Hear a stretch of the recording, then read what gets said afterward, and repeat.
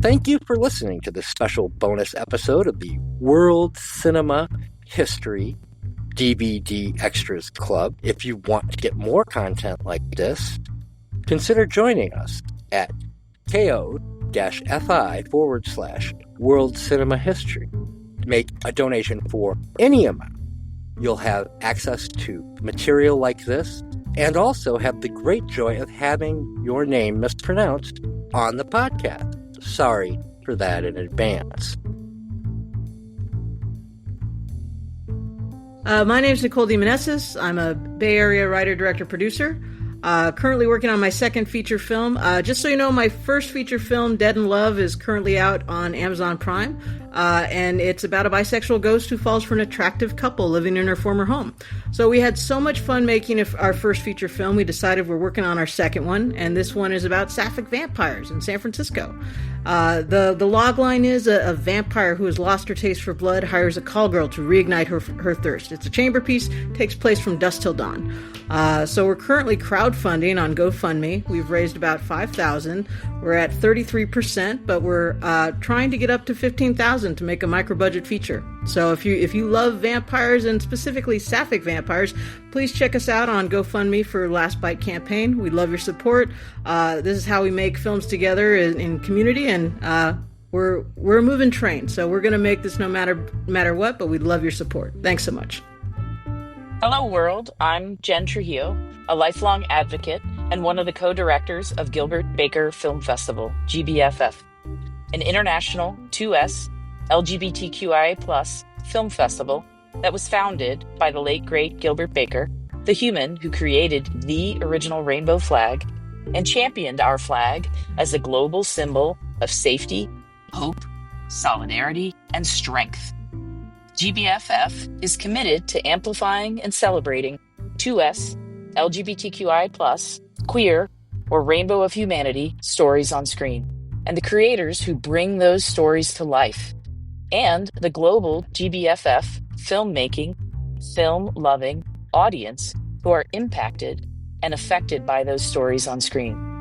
To that end, we connect a global film-loving and filmmaking community via pop-in discussion groups, watch parties, Q&As, networking, and social events, which allow for our GBFF Gilbies around the world to be seen, heard, valued, loved, safe, accepted, and respected. Find and connect with us at gilbertbakerfilmfestival.lgbt to learn more. Hey, Jennifer, do you have anything upcoming you want to promote? Like any events or anything like that? And that now would be the time. Now would be the time. Okay. Yeah, Gilbert Baker Film Festival is just wrapping up our 2025 festival run, but we are not done with offering those pop-in, drop-in global events that connect our community around the world. So stay tuned to us on all the socials. You can find the connection for the socials at the top of our Instagram, Gilbert Baker Film Festival, or again at gilbertbakerfilmfestival.lgbt. You can sign up for our newsletter or connect to us on socials. We will run some social events through the holidays so that people are not isolated and alone. We strive to reach marginalized people around the world and connect our community together, as I spoke of before. So we do events through the year.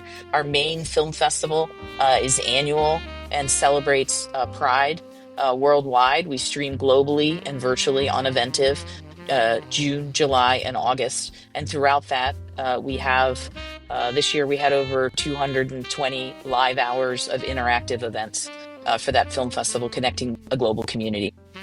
So if you're interested in that and excited about that, as a human being and an extrovert, you can come connect with us and watch the films in community. If you're an introvert, we also allow the films to be streamed 24 hours a day, 7 days a week.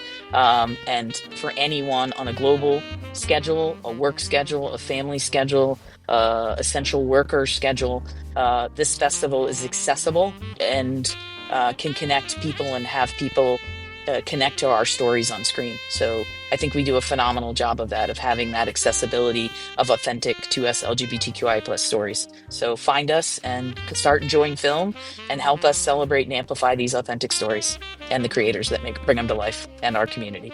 Thank you.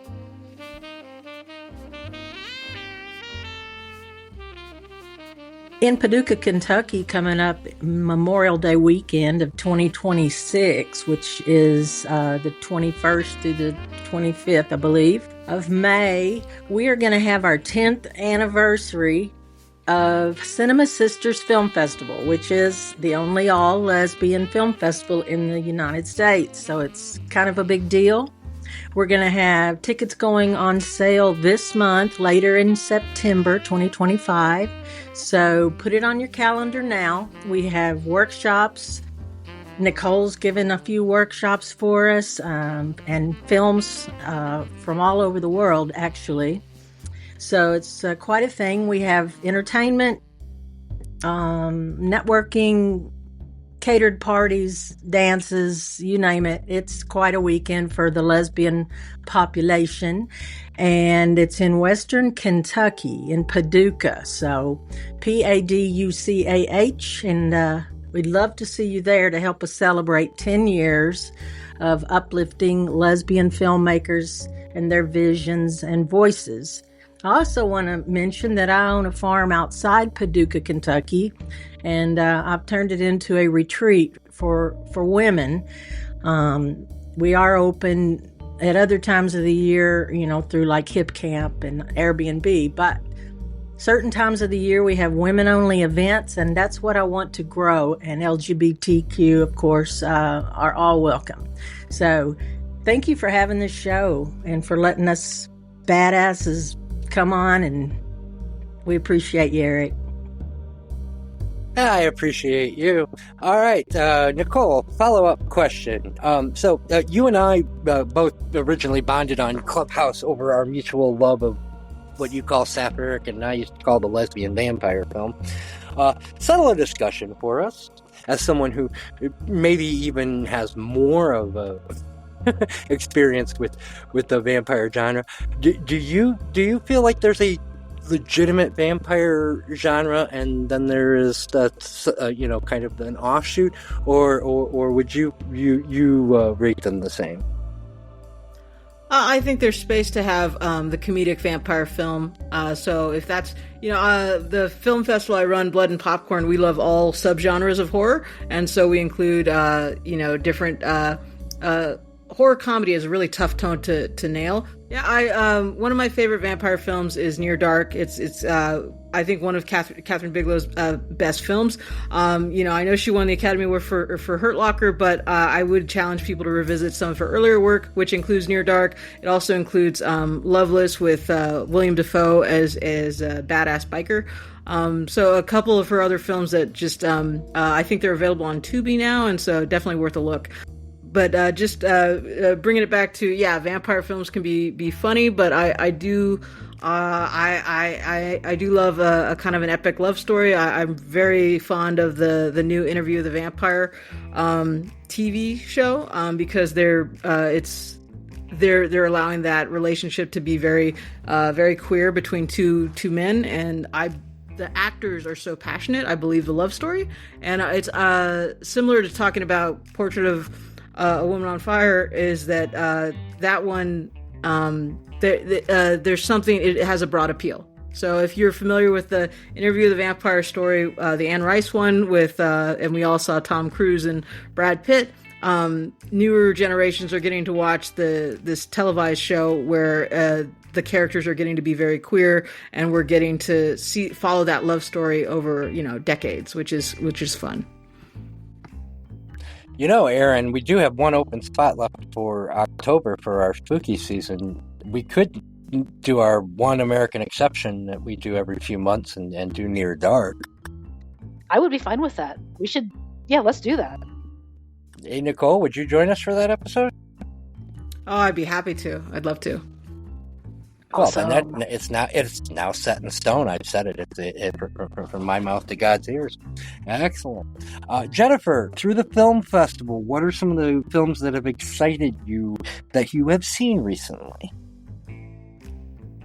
I mean, through my film festival and other film festivals, I think there have been some incredibly important films that I would love people to consider and to watch.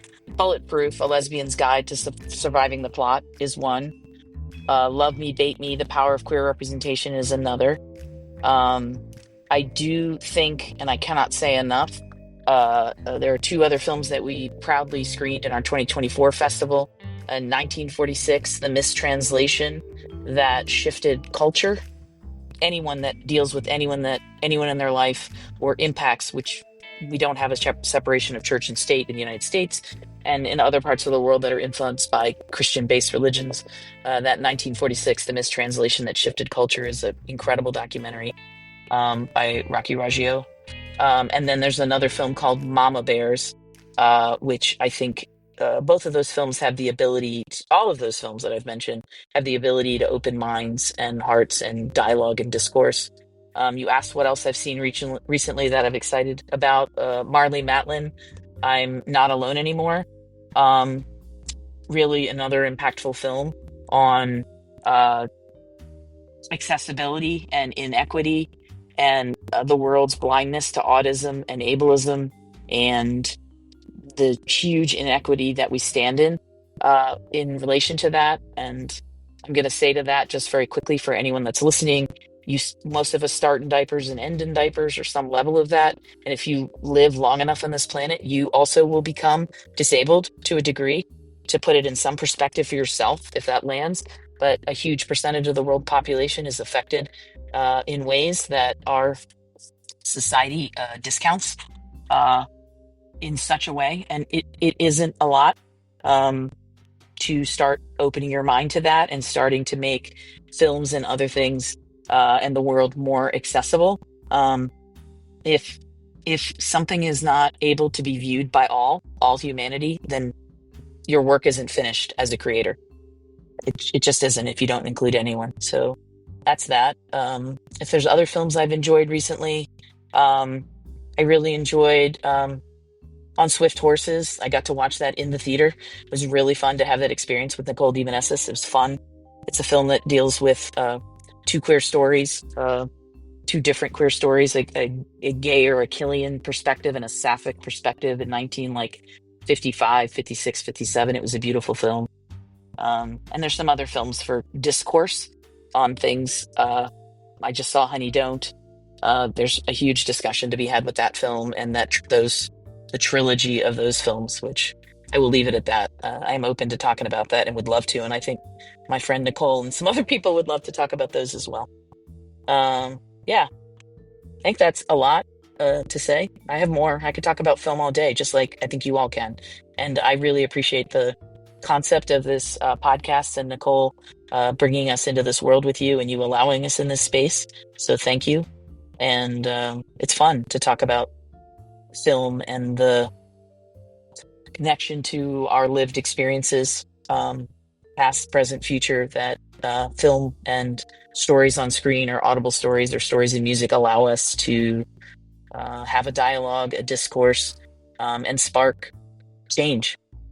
So I'm a big believer in be the change, and this type of discourse allows for that type of change and being open to it and being able to agree or disagree respectfully to a degree and process things. So thank you for that space very much that you're allowing it. Thank you. Thank you.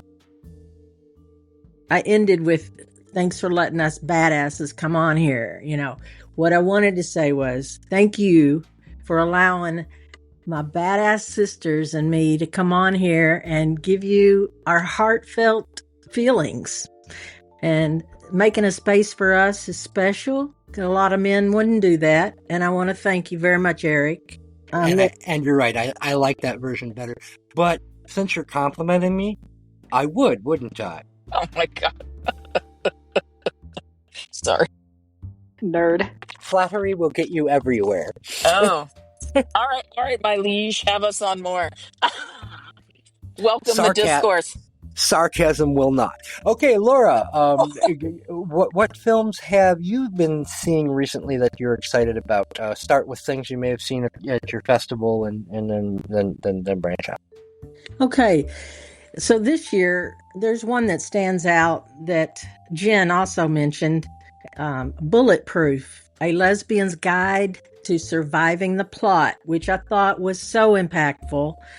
I'd love for everybody to go watch that one and see how misogyny and the heteropatriarchy and all that has affected women in film and media. It's a great film by Regan Latimer from Canada.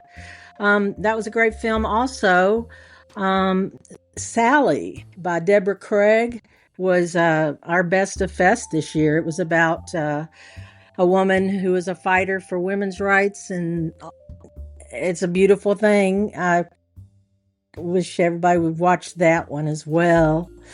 We had one this year that was special, The Cat Sitter, by two people that are local to Paducah, Kentucky, where our film festival resides.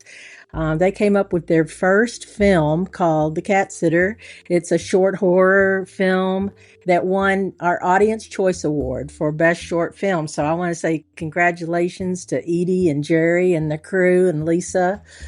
Old Lesbians was also an award winner. That was loved by our audience. Greer Ralston, Giving It All to Art by Rachel Dax was also an Audience Choice Award winner, a beautiful film about a woman who lives in the UK and paints and does more art, but a beautiful film. Outliers and Outlaws was a great film that people resonated with them. And then one that was also an award winner was Safety State by Randy Crowe. That hit home. Like, this is an existential moment for the queer community and many other disenfranchised communities. And this was two couples, two men and two women who had to fake being married as heterosexual couples, fleeing their state of Ohio to get away from, the murderous regime that we're facing right now. That's all too real that it could be in our future. We're fighting for it, and that's why programs like yours are so important to allow us to speak our truths out into the world. So thank you, Eric, very much for having this program and inviting me on. Well, thank you for being here, Laura. Nicole, do you have anything that you're excited about that you've seen recently? Yeah, I just saw the film Twinless. I thought that was very clever. James Sweeney had done his first feature film was called Straight Up, that had played a lot of the LGBT festivals.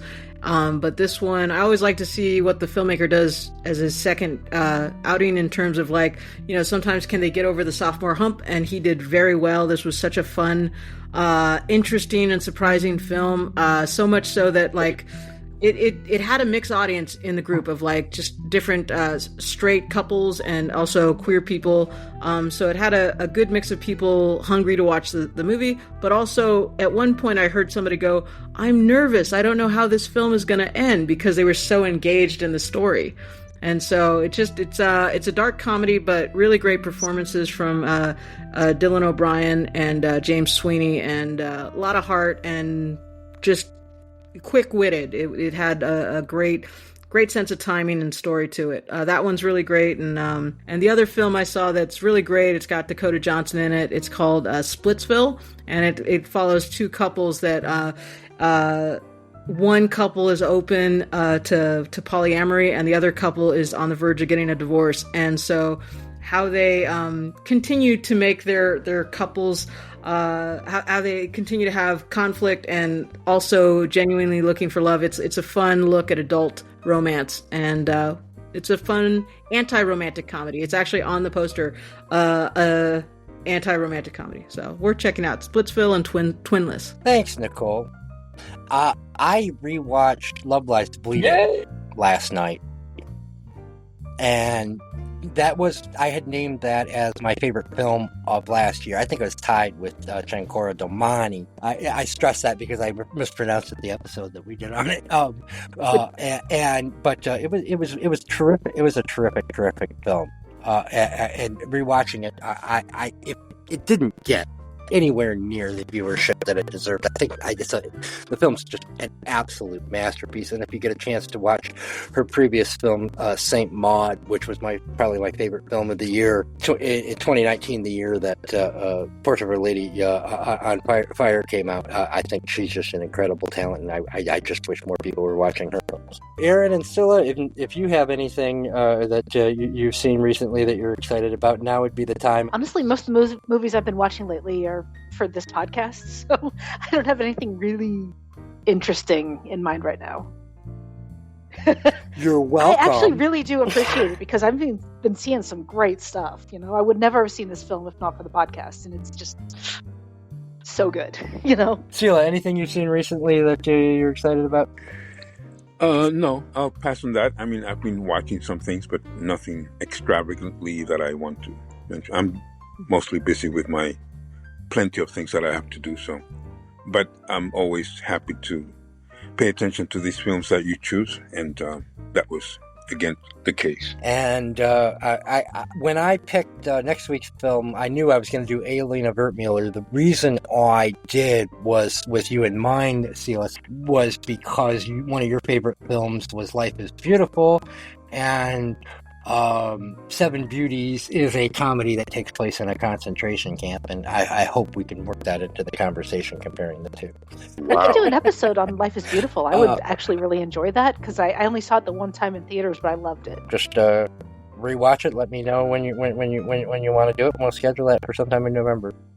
All right, before I let you get on with your lives, because you've been here a lot longer than I promised you would, and I'm sorry about that. Is there anything you wanted to say but either forgot, somebody interrupted you lost your train of thought? Now would be the time. We will start with Jennifer. Thanks for that opportunity. I'm talking for the whole episode, going all the way back to 3 hours ago. I know I was a different person. I am not upset about the time that I have given here, and the gift of the time and the opportunity you've given here. So I'm grateful for that gift, and I will say that again, for allowing a discourse. Both you, Sheila, and Eric, and Aaron, and for Nicole bringing people in.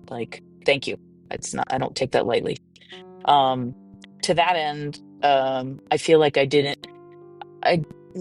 don't know how this will reflect, and you can decide what you want to do with it. Really, it's a fascinating thing that I've said a bunch, and I do believe this, that you have to participate in the process, and you have to be the change you want to see. And I would credit the human beings that were in here with me today for doing that. Laura at Cinema Systers Film Festival has allowed Nicole De Meneses to give a workshop, which in turn inspired Edie and Jerry that we talked about with the cat sitter to start creating film. The whole environment that Laura produces is trying to bring more female voices, to more sapphic voices, female-led, sapphic-led films to life. And that environment I have seen has sparked so many other, not enough, but other filmmakers. And Nicole leans in. They walk the walk and the talk of trying to help people bring stories to life on screen.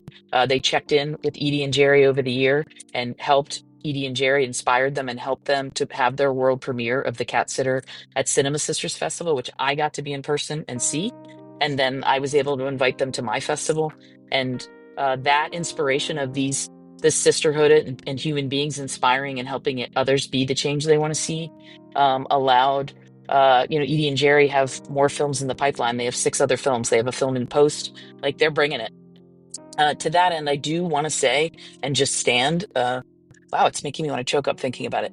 Nicole De Meneses is a human being that I have seen walks this line as Laura does, but Nicole does it and has brought some great films to life on screen. Their first feature attempt, Dead in Love, is a film that you had said there's films that didn't get the love and the attention they deserved.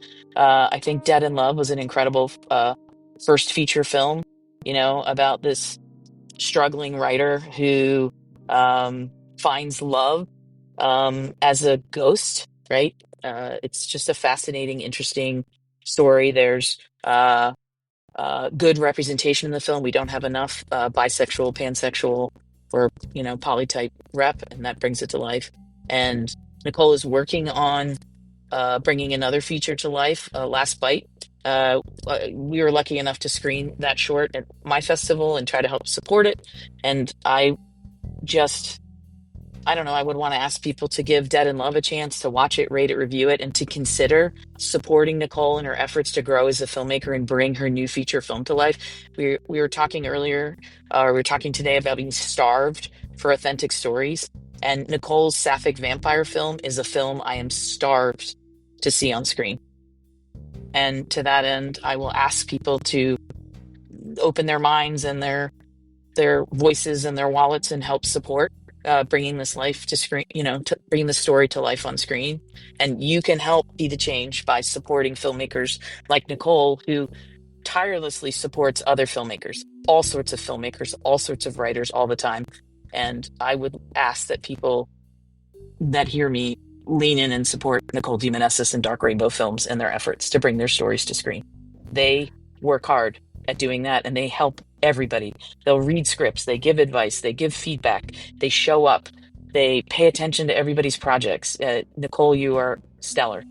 So that I'm just going to put that out there. I wanted to say that, and do with it what you want. And Laura, I'm so grateful because of Nicole, our paths in life have crossed.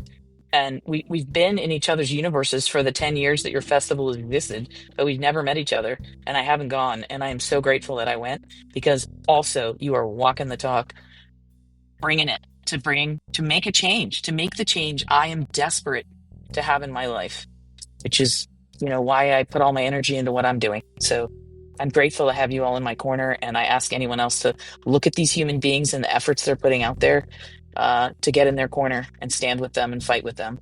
And again, Eric and Aaron and Sela and this podcast, thank you for the opportunity for the discourse and to be able to say these things to people and allow people to hear us, our heartfelt plea, our heartfelt opinions, discussions, feelings. So thank you for the critical dialogue, discourse, and opinion.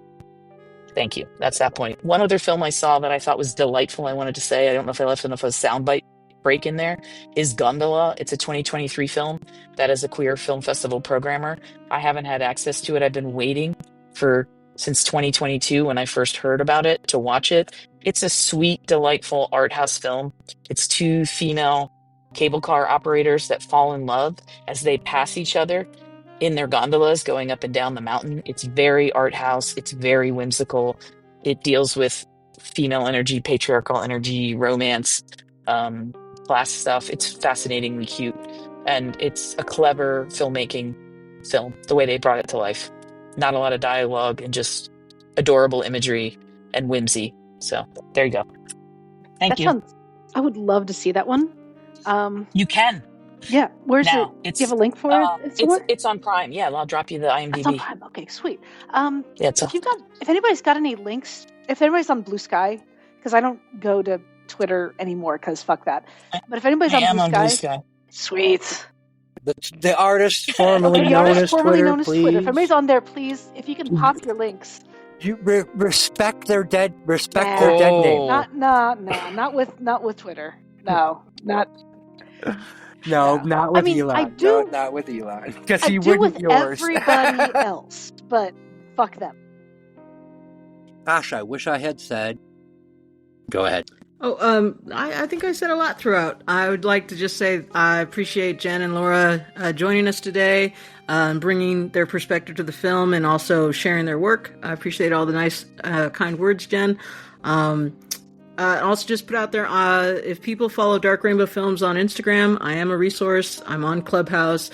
So if you're, a struggling creator or you're working in either like LGBT film or just film in general, particularly love horror, but if you're struggling on working on a short film and you need some help, feel free to reach out because, I'm a resource and I want to see people make their projects. And I believe in helping each other as a community. So thanks so much. Before we get to Laura, I do want to make an announcement. Great friend of the show, Luke Higginson, has decided he wants to join us for our What We Do in the Shadows episode. I just got the email this moment. So how exciting. We get the man who directed Rhys Darby to comment on a Rhys Darby film. Erin, you must be in heaven right now. Yes, I am. I messaged him before. I haven't heard back, but yes, I would love to talk to him again about anything, but also Rhys Darby. So, yeah. Nicole, if you don't show up to that episode, you're just missing out. That's all I got. Please send me a reminder. I will always show up if I can. So send me a reminder. I sure will. It's the first Sunday in October. Sounds good. I had the pleasure of meeting Nicole De Meneses in person in Paducah, Kentucky, when she came so graciously all the way to our little red state to share her sapphic films and her knowledge of filmmaking. She gave us a couple of workshops and so generously has helped many filmmakers. And I just want us to pitch in and help Dark Rainbow Films, because not only is it a genre that we're missing and wanting, but just Nicole's generosity toward other creatives and filmmakers is really unmatched, except for Jen Trujillo, who also is such a wonderful person to give platforms to people who don't have one.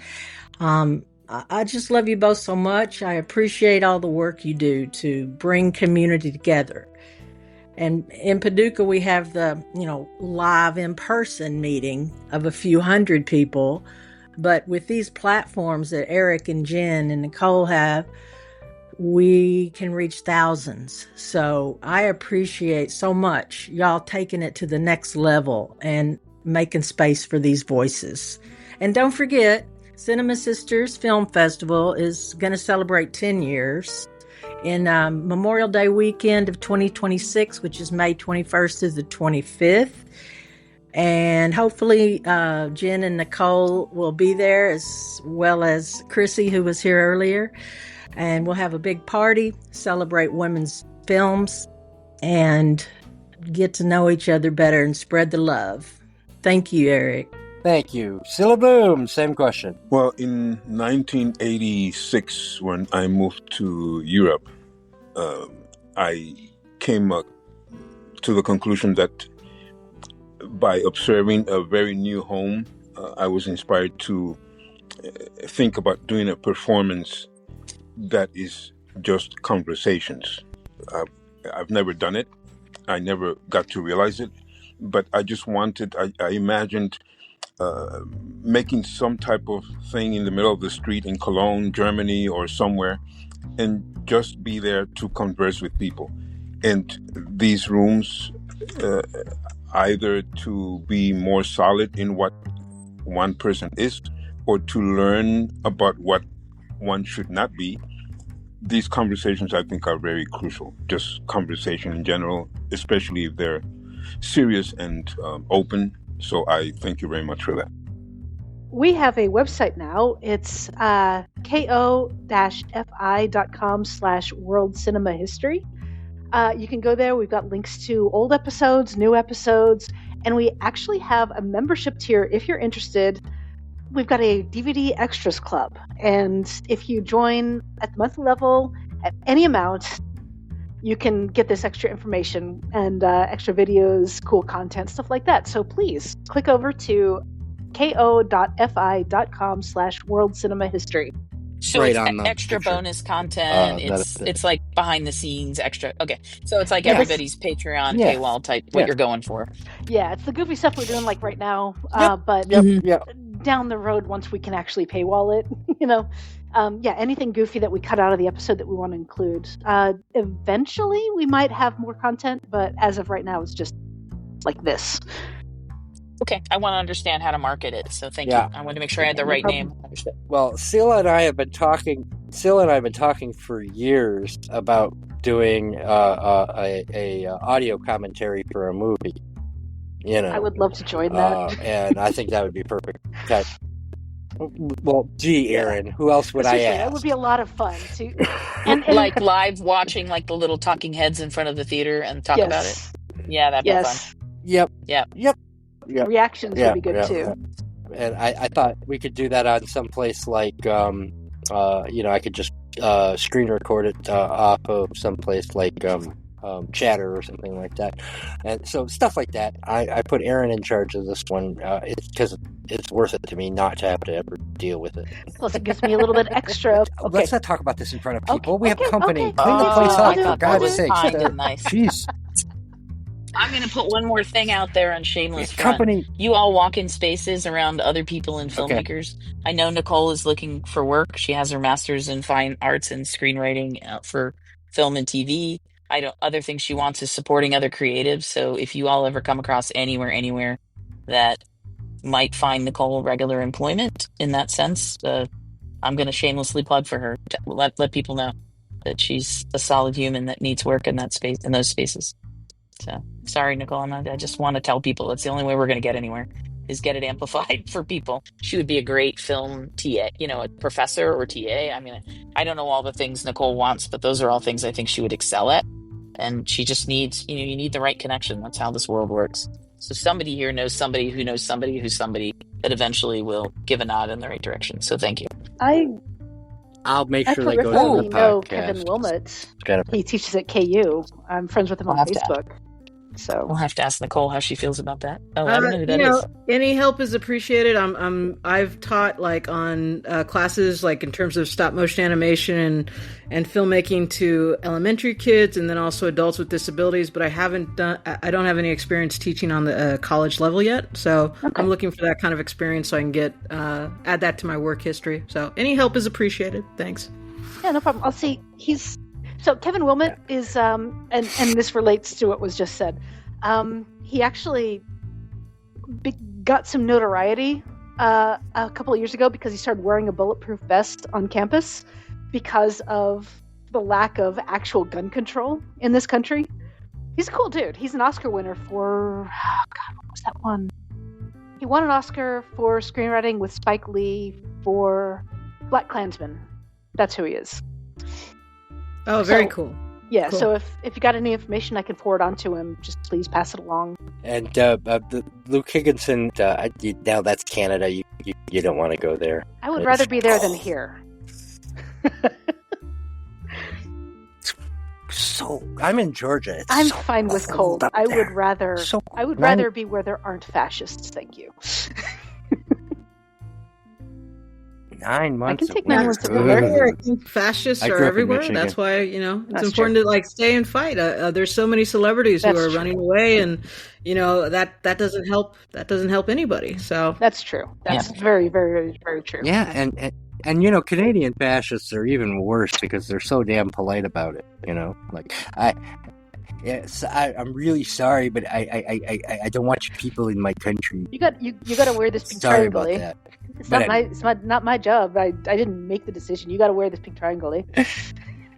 Yeah. You're right on the top of your toque. I know it sucks. Anyway, all right. I'm gonna let y'all get on with your lives. Thanks so much, everyone. Take care. Thank you. Thanks for being here. Thank you. And again, when this comes out on Thursday, please share it on your social media. Bye. You too. Have a good one.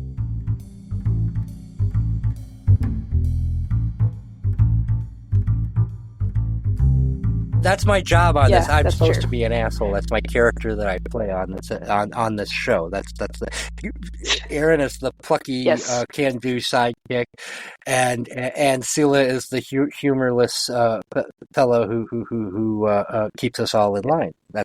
Those are our roles.